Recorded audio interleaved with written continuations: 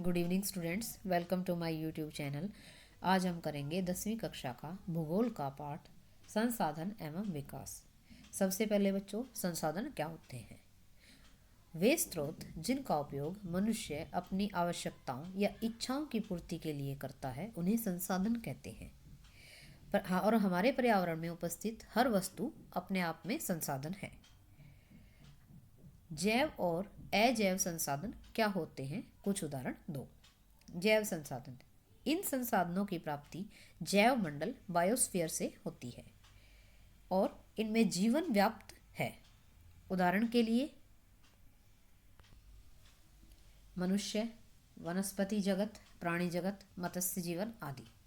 अजैव संसाधन, वे संसाधन जो निर्जीव वस्तुओं से बने हैं अजैव संसाधन कहलाते हैं। उदाहरण के लिए चट्टानें, धातु आदि। पहाड़ी क्षेत्रों में मृदा अपरदन की रोकथाम के लिए क्या कदम उठाने चाहिए? उत्तर, ढाल वाली भूमि पर सोपान बनाए जा सकते हैं। सोपान सीढ़ी। सोपान कृषि अपरदन को नियंत्रित करती है। समुच्चय रेखाओं के अनुसार समांतर हल चलाने से ढाल के साथ जल बहाव की गति घटती है बच्चों। इसे समोच्चय जुताई भी कहते हैं। तो पहाड़ी क्षेत्रों में समोच्चय जुताई करके भी मृदा अपरदन को रोका जा सकता है। मृदा अपरदन, मिट्टी का कटाव या बहाव।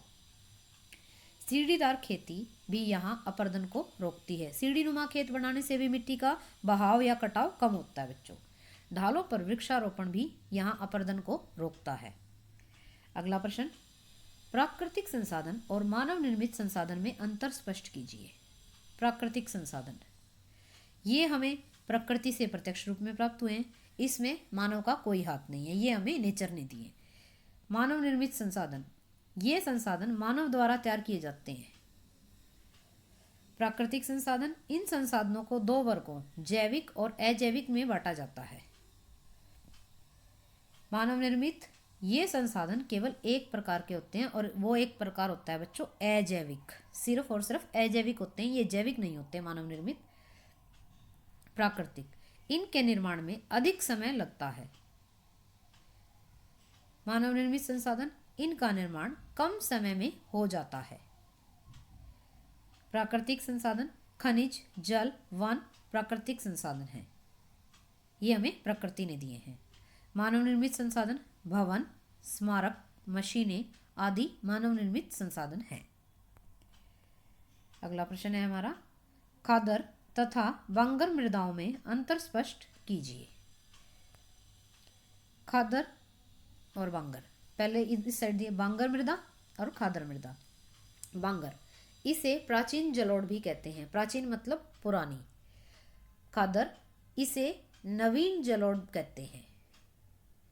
बांगर मृदा, इस मृदा में प्रायः कंकर होते हैं बच्चों। खादर मृदा, इस मृदा में कंकर नहीं होते। इस मृदा में बाढ़ का पानी नहीं पहुंच पाता। बांगर मृदा में यह भूमि ऊंची होती है। खादर, इस पर बाढ़ का पानी पहुंच पाता है। हर वर्ष नई मिट्टी की परत जमा होती है। बांगर, यह मृदा इतनी उपजाऊ नहीं होती। खादर मृदा बहुत उपजाऊ होती है क्योंकि हर वर्ष नई मिट्टी आएगी, नई मिट्टी उपजाऊ होती है बच्चों। संसाधनों के अधिक उपयोग से क्या समस्याएं पैदा हुई हैं? उत्तर, संसाधनों के अधिक उपयोग से निम्न समस्याएं उत्पन्न हुई। नंबर 1, कुछ व्यक्तियों के लालच के कारण संसाधनों को नष्ट किया जा रहा है। संसाधन समाज के कुछ लोगों के हाथ में आ गए। इससे समाज दो वर्ग, साधन संपन्न और साधनहीन, अर्थात अमीर या गरीब समाज में पैदा हो गए बच्चों। संसाधनों के अंधाधुंध शोषण से पर्यावरण के दूषित होने का भी खतरा पैदा हो गया है। जैसे अब हम व्हीकल इतने हो गए हैं बच्चों, तो हम तेल का कितना उपयोग करते हैं, डीजल का और पेट्रोल का। ये हमारे प्राकृतिक संसाधन है। तो अब डीजल के उपयोग से हमारी प्रकृति दूषित हो रही है। दूसरा, इनके खत्म होने का खतरा भी पैदा हो गया है। इसमें पारिस्थितिकी के भूमंडलीय तापन, ओजोन परत के नष्ट होने का भय, भूमि निम्नीकरण और पर्यावरण प्रदूषण का खतरा हो गया है। भूमि निम्नीकरण की समस्या को सुलझाने के क्या तरीके हैं, संक्षिप्त वर्णन करें। भूमि निम्नीकरण समस्याओं को सुलझाने के तरीके: वनारोपण तथा चारागाहों का उचित प्रबंध करना चाहिए, वृक्ष ज़्यादा लगाने चाहिए हमें, पेड़ों की रक्षक मेखला लगाना के जिसे हम पेड़ लगा देते हैं और उसके चारों तरफ हमें वो बाउंड्रीज लगाते हैं जो हम केस से लगाते हैं, वो होती है रक्षक मेखला। रेतीले टीलों को कांटेदार झाड़ियां लगाकर स्थिर बनाने की प्रक्रिया से भी भूमि निम्नीकरण को रोका जा सकता है, क्योंकि रेतीले टीलों में और तो कुछ उगेगा नहीं, वहाँ झाड़ियाँ ही उगती हैं। फिर वहाँ झाड़ियाँ लगानी भी चाहिए ताकि मृदा अपरदन कम हो सके। नेक्स्ट, नवीकरणीय संसाधनों और अनवीकरणीय संसाधनों में अंतर स्पष्ट करें। नवीकरणीय संसाधन ऐसे संसाधन जो लगातार प्रयोग किए जा सकते हैं तथा इनके समाप्त होने की स्थिति में इनकी पूर्ति निश्चित समय के बाद की जा सकती है। अनवीकरणीय संसाधन ऐसे संसाधन जो लगातार प्रयोग के बाद समाप्त हो जाते हैं, इनकी पूर्ति लाखों वर्ष लग जाते हैं पूर्ति में, जैसे खनिज तेल वगैरह।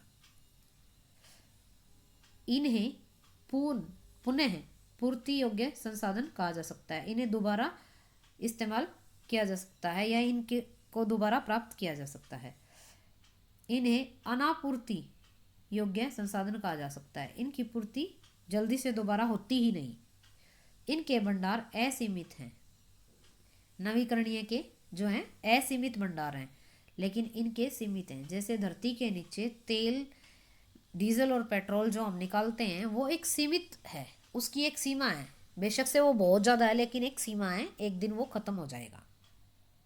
लेकिन क्या हवा ख़त्म हो जाएगी बच्चों? कभी नहीं। तो हवा जो है वो नवीकरणीय संसाधन है और खनिज तेल अनवीकरणीय। पवन ऊर्जा, सौर ऊर्जा, जल, वन नवीकरणीय संसाधन है। खनिज तथा जीवाश्म ईंधन, कोयला और पेट्रोलियम अनवीकरणीय संसाधन है, क्योंकि जो हमारी धरती के नीचे खनिज हैं उनकी भी एक सीमा है, धीरे धीरे वो खत्म होते जा रही है।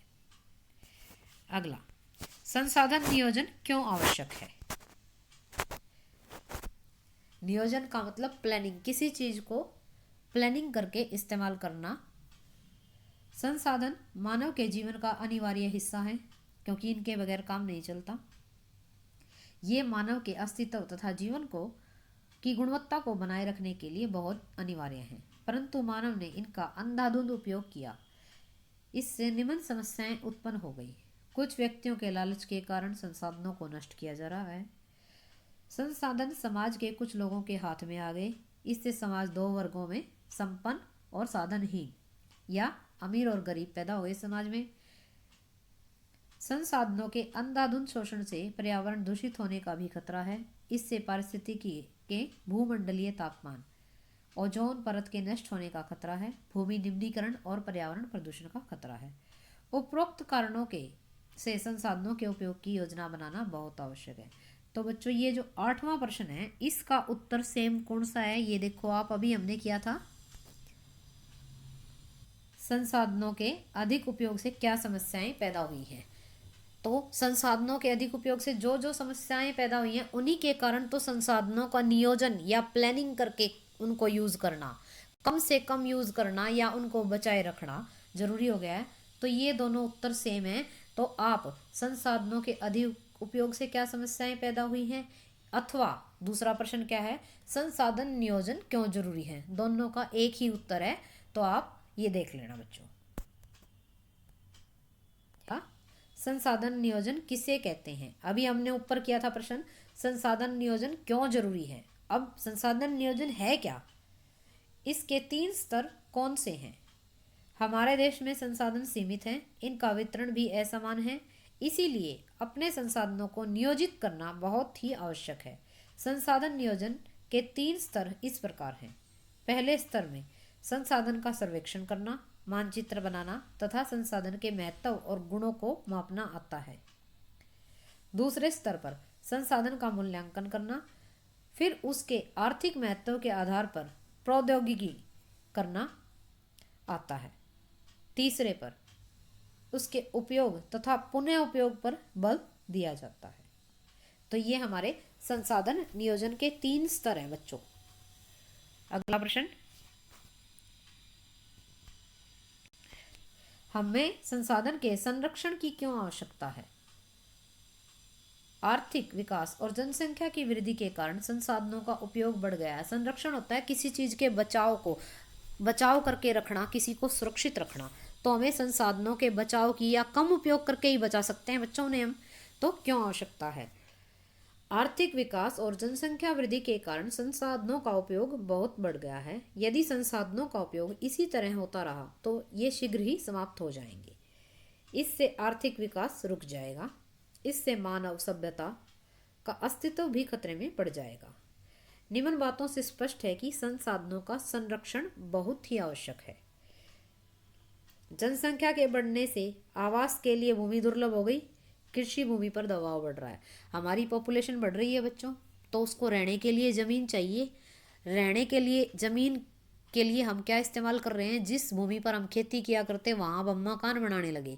लेकिन जनसंख्या बढ़ रही है तो वो खेती से जो उपज पैदा हुआ करती वो उपज भी तो कम होगी उसके अकॉर्डिंग। और जनसंख्या बढ़ रही है, खपत ज़्यादा हो रही है, तो कृषि योग्य भूमि पर दबाव बढ़ रहा है। भूमिगत जल का आर्थिक उपयोग होने से भूमिगत जल का स्तर नीचा हो गया है। अतः भूमिगत जल का संरक्षण बहुत आवश्यक है। जो हम हैंडपंप से जल यूज करते हैं उसको कहते हैं भूमिगत जल। जो जमीन के नीचे से आता है वो जल होता है भूमिगत जल। उससे हमारा वाटर लेवल, जमीन के नीचे का जो वाटर लेवल है, वाटर टेबल है, वो गिरता जा रहा है। वनों की निरंतर कटाई से पर्यावरण प्रदूषण में बढ़ोतरी हुई है। हम वनों को काट रहे हैं क्योंकि वन काट के या तो उसको हम कृषि योग्य भूमि में बदल रहे हैं या फिर रहने के लिए, आवास बनाने के लिए वनों की सफाई कर रहे हैं। लेकिन वन हमारे पर्यावरण प्रदूषण को रोकने का एक महत्वपूर्ण जरिया है। तो वनों को काटने से बच्चों पर्यावरण प्रदूषण बढ़ रहा है। शक्ति के साधनों तथा खनिजों का अधिक उपयोग होने से इनके समाप्त होने का डर पैदा हो गया है। खनिज का इस्तेमाल ज़्यादा हो गया है अब। और जैसे हर घर में पहले साइकिल हुआ करती बच्चों, साइकिल से धीरे धीरे स्कूटर आया। अब क्या नौबत है कि ज़्यादातर घरों में साइकिल भी है, स्कूटर भी है, मोटरसाइकिल भी है, एक्टिवा भी है, प्लस गाड़ी भी है। तो इससे तेल डीजल की खपत बढ़ी है। तो शक्ति के साधनों और खनिजों का अधिक उपयोग होने लगा है और इससे इनके खत्म होने का खतरा है, क्योंकि ये रिन्यूएबल नहीं है, अनवीकरणीय संसाधन है ये। नेक्स्ट, अब हम करेंगे बच्चों इसी पाठ के वस्तुनिष्ठ प्रश्न उत्तर। लौह अयस्क किस प्रकार का संसाधन है? ये बच्चों अनवीकरणीय है, नॉन रिन्यूएबल। भूमि किस प्रकार का संसाधन है? भूमि एक नवीकरणीय योग्य प्राकृतिक संसाधन है। क्योंकि देखो भूमि ऐसे खत्म नहीं हो जाती। जिस भूमि पर आज हमने गेहूं बोया है, क्या गेहूं बोने के बाद वो खत्म हो जाएगी? नहीं, गेहूं काट लिया जाएगा, फिर उसको कुछ समय के लिए खाली छोड़ा जाएगा और फिर उसकी उपजाऊ शक्ति थोड़ी बढ़ जाएगी, हम दोबारा इस्तेमाल करेंगे। ये होते हैं हमारे नवीकरणीय संसाधन, जिनको हम दोबारा इस्तेमाल कर सकते हैं। तो भूमि हमारा नवीकरणीय योग्य प्राकृतिक संसाधन है। क्या भूमि मानव ने बनाई है? नहीं।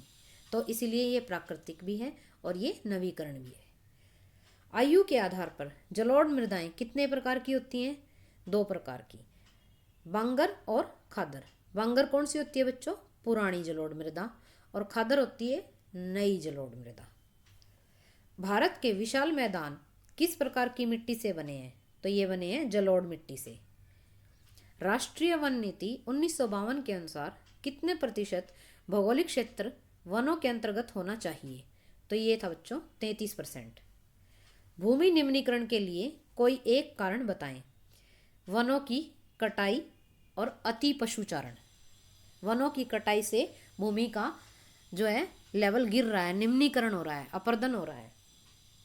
उच्च नमी रखाव क्षमता वाली मृदा का नाम बताएं जिसमें ज़्यादा पानी, नमी का मतलब जल ही होता है, तो जिसमें ज़्यादा पानी सोखने की क्षमता होती है वो कौन सी मिट्टी होती है बच्चों? काली मिट्टी। तो उच्च का मतलब ज़्यादा, नमी का मतलब पानी, और रखाव का मतलब जो अपने अंदर रख सके, क्षमता वाली मृदा का नाम बताएं काली मिट्टी।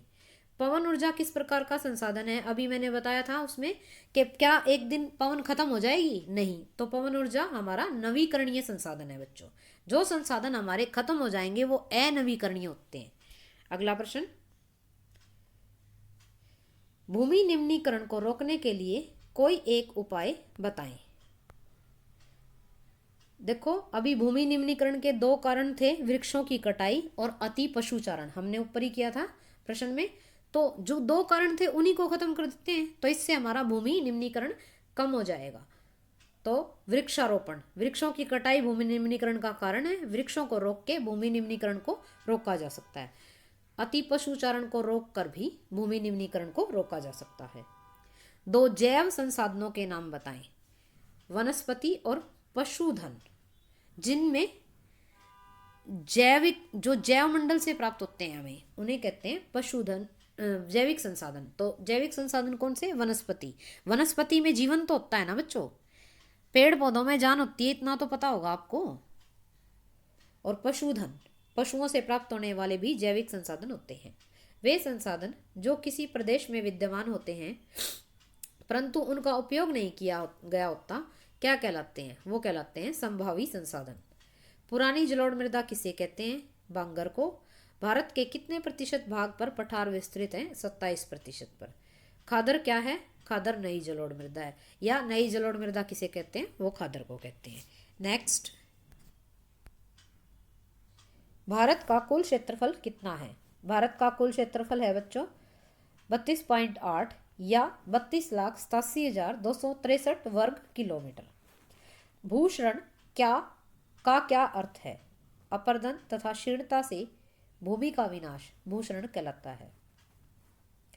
अनवीकरणीय संसाधन का एक उदाहरण दीजिए। जो संसाधन समाप्त हो जाएंगे वो अनवीकरणीय होते हैं। तो कोयला एक उदाहरण, इसमें आप पेट्रोलियम भी लिख सकते हैं, खनिज भी लिख सकते हैं। तो यहाँ एक ही उदाहरण देना था, इसीलिए कोयला दिया गया है। तो ये थे बच्चों इस पाठ के कुछ प्रश्न उत्तर। आई होप आपको समझ आए होंगे और आपके लिए ये हेल्पफुल भी होंगे। धन्यवाद। देखिए।